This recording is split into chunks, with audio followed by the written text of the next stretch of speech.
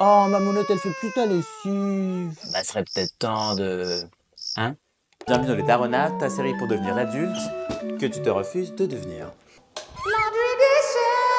Pour t'éviter de niquer tes sapes en 3 lessives, on va regarder ensemble comment lire les instructions de lavage. À l'intérieur de ton vêtement, il y a quasi toujours une étiquette avec des petits symboles. Et non, ce ne sont pas des hiéroglyphes.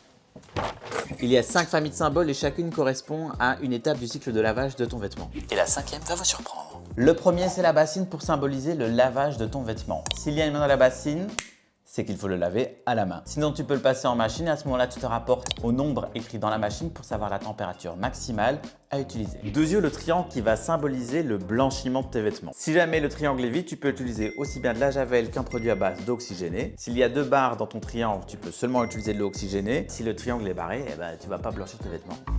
Ensuite, on a le carré qui va symboliser l'étape du séchage. S'il y a un rond dans votre carré, ça symbolise la machine, le séchoir. Un séchoir. Et à ce moment-là, vous référez au petit point qu'il peut y avoir dans le cercle pour savoir si vous mettez un cycle plus ou moins chaud ou froid. Si le carré il est barré, alors à ce moment-là, ça veut dire qu'on ne met pas à la machine, on le fait sécher sur un étendoir. Là, il existe alors toute une myriade de petits codes avec des barres, etc. Franchement, on s'en fout.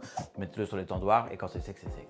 L'étape d'après, en toute logique, même si je vous vois déjà skipper cette étape, c'est de repasser vos vêtements. Ici, c'est pas compliqué. Plus il y a de points, plus vous pouvez monter en température et en général, les symboles sur votre fer correspondent. Et enfin, si c'est un cercle, c'est qu'il faut l'amener au nettoyage à sec. Et donc là, il existe plein de symboles, mais me demandez pas ce que ça veut dire, amenez-le au professionnel.